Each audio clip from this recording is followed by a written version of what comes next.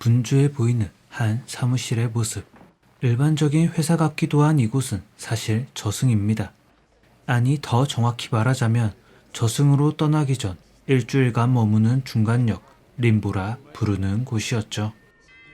직원처럼 보이는 이들의 역할은 죽은 자가 저승으로 떠나기 전 마지막으로 이승에서 가장 즐거웠던 기억을 재현해내는 印 일. 象に残った大切な思い出を一つだけ選んでいただきたいんですが 즐겁게 자신의 과거를 이야기하는 사람이 있는가 하면 좀처럼 그 추억 이야기를 하기 어려워하는 사람들도 있었죠. 選ぶつもり全くないんですよ。全くないですから。 죽은 이들에겐 3일간의 시간이 주어집니다. 길었던 자신의 인생 중 가장 즐거웠던 장면을 고를 기회가 말이죠. 그렇게 이들이 추억을 정하면 이를 시각화하는 게 직원들의 목. 이들은 망자의 마지막 길을 가장 찬란한 기억으로 물들여 주는 역할을 합니다. 조금은 엉성해 보여도 이들의 노력은 죽은 자들에게 큰 위로가 됩니다. 자신의 인생에서 가장 반짝였던 추억이 재현되고 이 추억을 영사기를 통해 시청하며 이들은 영면의 세계로 빠져들게 되는 거였죠. 하지만 아이러니하게도 이런 추억을 고르라고 닥달하는 직원들이야말로 림보의 기간이 다 지날 동안 추억을 고르지 못해 림보에 남겨진 이들이었습니다. 그중 한 명인 모치즈키가 담당한 사람 중엔 그에게 꽤 특별한 사람 하나가 나타납니다. 태평양 전쟁에서 전사한 모치즈키가 잊지 못하고 살던 첫사랑이자 약혼자였던 교코와 결혼한 남자 와타나베가 말이죠. 이후 모치즈키는 담당자로서 그와 많은 이야기를 나눕니다. 그리고 와타나베가 교코와의 추억을 고르는 걸 지켜보게 되죠. 후에 모치즈키는 와타나베보다 먼저 세상을 떠난 교코의 기억을 담은 테이프를 틀어봅니다. 그곳에 있던 건 놀랍게도 와타나베와의 추억이 아닌 자신과의 추억. 그제서야 모치즈키는 50년이 넘는 긴 시간 동안 찾지 못한 답을 찾은 듯 했습니다. 전쟁으로 짧은 삶을 마쳐야 했던 그에게 인생이란 덧없고 슬픈 것에 불과했습니다. 즐거운 기억을 찾아 따뜻한 배웅을 하는 림보의 세계에서 그는 언제나 외롭고 소외된 인물이었죠.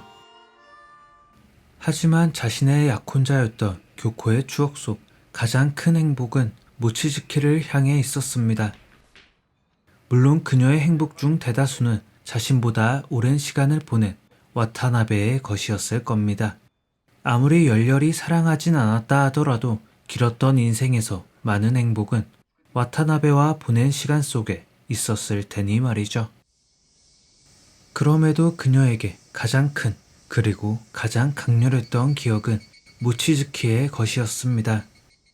그러자 그는 림보에서 더 머물러야 할 이유를 찾지 못하게 됩니다. 자신의 존재가 누군가에게 큰 행복이었다는 걸 알게 된 순간 그의 존재 이유가 증명된 거나 마찬가지였으니 말이죠.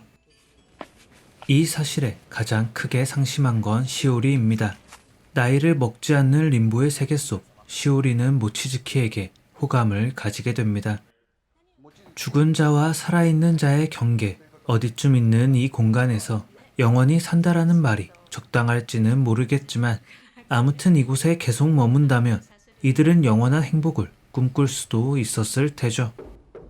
그렇게 긴 시간이 지속된다면 모치즈키 역시 자신에게 호감을 가지게 될지도 모른다 정도의 기대감도 분명 있었을 겁니다. 하지만 그가 진정한 삶의 이유를 깨닫게 되자 더는 이곳에 머물 이유가 없다는 건 역시 본능적으로 느낄 수 있었죠. 自分も人の幸せに参加していることが分かった。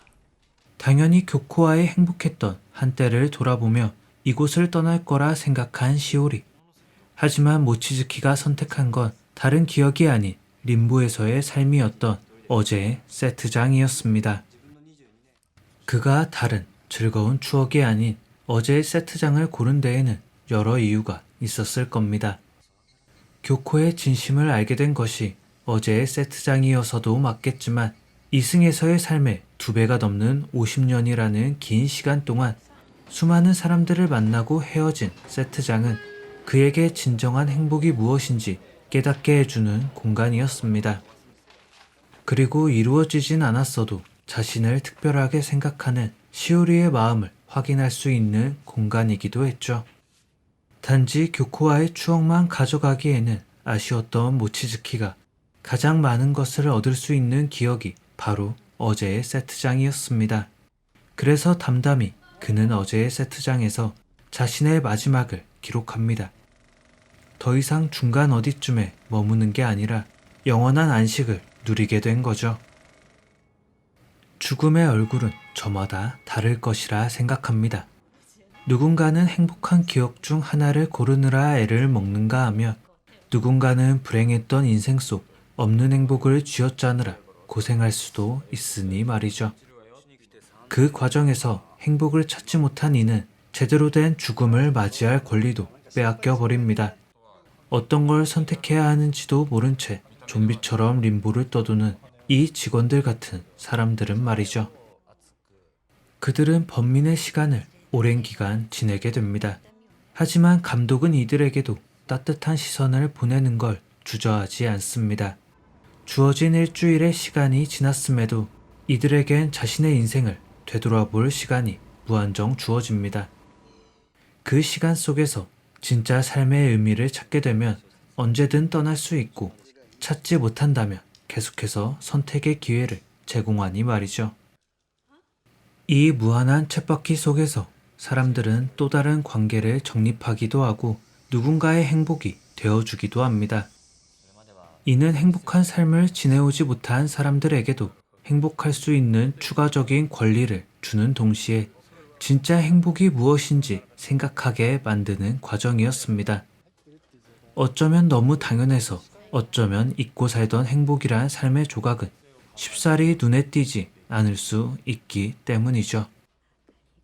그 긴 복습의 과정을 2시간의 러닝타임에 고스란히 담아냈습니다. 이렇다 할 이벤트도 굵직한 갈등도 없는 탓에 지루함을 느낄 만한 작품이긴 했지만 동시에 삶의 의미에 대해 한번 곱씹어 볼 수 있는 작품이었으리라 생각합니다. 고레에다 히로카즈 감독 특유의 잔잔한 전개와 더불어 삶이 무엇인지 행복이 무엇인지 다시 한번 되짚어 볼 수 있었던 영화 원더풀 라이프였습니다.